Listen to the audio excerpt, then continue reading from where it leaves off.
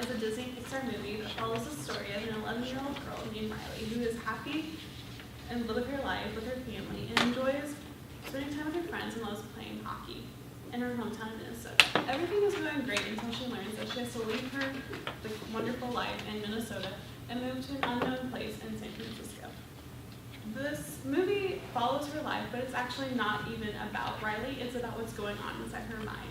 The main characters in Riley's life are sadness, joy, anger, disgust, and fear. And those are the primary emotions that we see in her life. And these 5 are in charge of how Riley reacts emotionally to situations. And in the case of Riley, joy is in charge of her mind. Each and every person has a different emotion in charge of their heads, such as in her mother's head, sadness is in charge, and her father's head, anger is in charge. Throughout the movie, sadness is not really welcomed into deciding whether or not what Riley is going to feel, and they disregard her as an important emotion. Sadness is a very prevalent character throughout the movie by how Riley is going through changes in her life that involves not only loss, but sadness. Throughout a series of events, it is realized that in some situations, sadness is a good thing. The movie Inside Out brings up interesting thoughts and theories, such as whether people are dominated by certain emotions, how memories affect emotions, and what happens when someone tries to suppress any of these emotions. Humans are capable of many emotions and feelings in their lifetime. There's a study on how the human has 7 primary emotions. These emotions include anger, sadness, joy, fear, disgust, content, and surprise. Now, the movie only follows the first 5 because some psychologists consider content and surprise direct outcomes of the first 5. Taking a deeper look into this raises the question whether or not any emotion dominates another. Joy is in charge of Riley's life, but does she dominate all of her decisions? There is a theory that people are shaped by one emotion that they lean towards more than the others. Whatever this emotion is what shapes how people view and react to the world. In the article Extracting Meaning from Past Affective Experiences, the importance, peaks, ends, and specific emotions, it talks about how certain emotions have some sort of importance. It says specific emotions convey distinctive information about an individual's position in the world. If a person's emotion is joy, such as Riley's, then they're more likely to have a more optimistic outlook on life. But if, in contrast, their primary emotion is fear, then they're going to have a more pessimistic outlook on life and have a what is going to go wrong kind of mindset. With fear, there is a sense of paranoia that would affect how each and every situation is perceived. There is a constant fear of danger happening to oneself and could restrain one from doing something in fear of hurting themselves. All emotions are important in living and interacting with people and for one's personal mental health. Memories also have a lot of effect on emotion and how someone responds to a situation. A lot like how what emotion someone leans towards affects their perceived experiences, memories are very similar. The movie has memories more connected with emotions, and that whatever emotion was felt when they had the certain situation, that is what is felt whenever it's remembered. Psychologists actually disagree with this, and they say that the emotion felt when remembering a memory can be changed, such as when sadness touches a particularly happy memory, it becomes sad.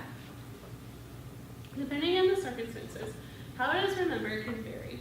If someone is feeling rather nostalgic, a once very happy memory of a vacation can become sad if they're missing it and they're trying to remember it. Memories and the feelings that are associated with them are not set in stone and change depending on what context they are being remembered as. While in the movie, emotions have control over someone will feel about their memories and what they will feel in the time that is happening. Really, situations shape emotions more than emotions shape situations.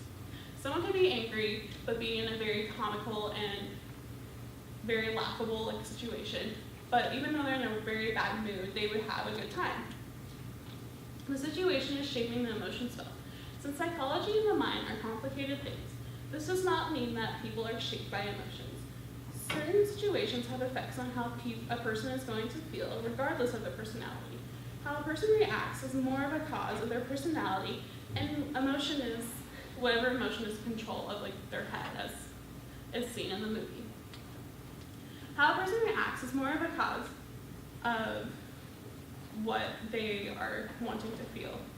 Humans are more likely to remember things associated with a feeling than just facts. They are able to recall of the feeling associated with the memories rather than remembering random facts that have no ties to them emotionally. For example, someone is more likely to remember a night spent by a cozy fire because it has a sense of emotional tie to them, because they remember the cozy feeling. On the other hand, they are not going to be able to remember the definition of erosion as easily for their science exam. The feelings that one experiences when they're trying to recall the memory affect how the memory is remembered. All emotions are important for a person to feel, even if it's not the ideal feeling. Throughout the movie, sadness is suppressed when tainting any of Riley's interactions.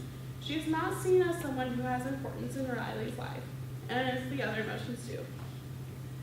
Anger is there to protect her from others and allows her to excel in hockey. Fear is there to worry about the possible horrible situations, which in turn keeps her safe, and disgust is important to keep her from being poisoned. And then Riley is there to maintain her happiness. What Joy does not realize is that the big change going on in Riley's life, she needs to feel some sadness.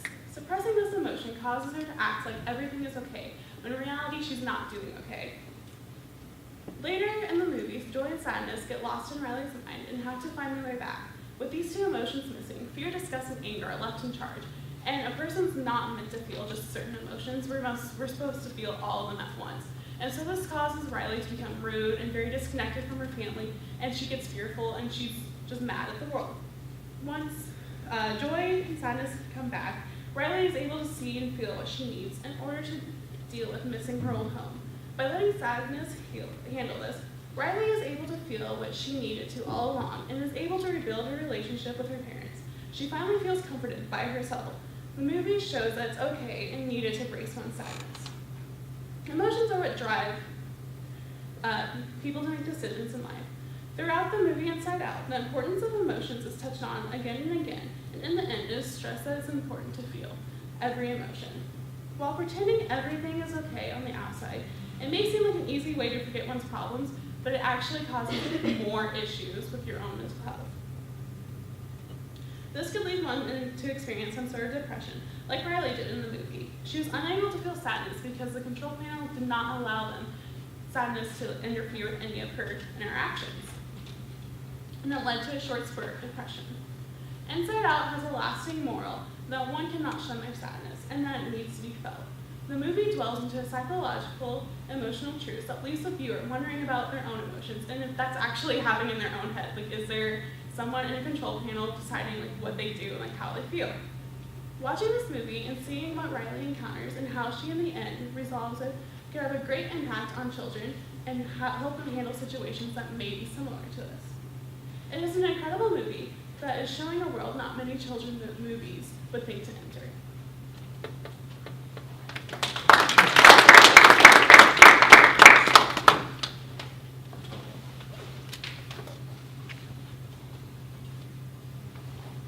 Yes. Do you agree with the idea that we have a dominating emotion that we have? I do agree, because I think that if like someone's like main emotion is joy, then they may like look at stuff like more optimistic. They may have a better outlook on life opposed to disgust. So if you're like have a disgust like emotion, I guess, then maybe you're more of a pessimistic person. I think because a lot of people have like they're either optimistic, pessimistic, or something like that. So I think that really decides on like what emotion that you have like in charge, I guess, in your mind. Do you think that can change, or do you always have that same emotion? I definitely think that like experiences can change that, because as like in the movie, like Riley goes through changes, and I think that does kind of change like what she was feeling. So going on with the dominating feeling kind of thing, we see in the movie that the parents have different dominating feelings. Mm-hmm. One has anger, one has sadness, but they're kind of more well adjusted. Do you think one thing I'm curious about is fear? Is fear ever a proper or like healthy way of like leading your life? I guess having it be the dominating emotion. as a dominant emotion, it may like lead to more, because fear in the movie was very paranoid, very anxious. So having it as the dominant may help protect, but it also may lead to very anxiously, like very paranoid kind of thing. So it could go either way. Like it could be good to help protect, or it could like overprotect, I guess. Jen? What emotion do you most find yourself relating to? I probably would say disgust because I'm a very, either joy or disgust because I'm a very picky person, but like.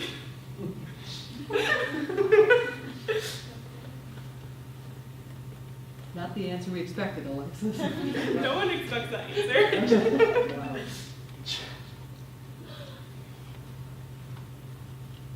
Do you choose joy? I do think that I would, like, I choose to be an optimistic person, then, so I think I do choose joy. Somebody, kind of going off of what you said, somebody once told me that you're in charge of whether or not you're happy. I do believe that. Like, I think that a lot of that, like, if, I believe in, like, the fake it till you make it kind of thing. Like, 'cause, like, if you, like, fake it for a while, then you're going to start believing it. Wouldn't that be bottling up things until you make it? I feel it depends on how you look at it, I guess. How well was this movie received inside out? Like, by By everybody. viewers, by critics, anybody? I heard a lot of good things about it. I actually saw it I didn't see it till, like, last summer. And that's when I started thinking about, like, oh, is that happening in my mind? So, because I heard everyone talk about it, so I finally watched it, and I think it's really good. I think it should be reclaimed pretty well. Any other questions? Good, thank you, Alexis.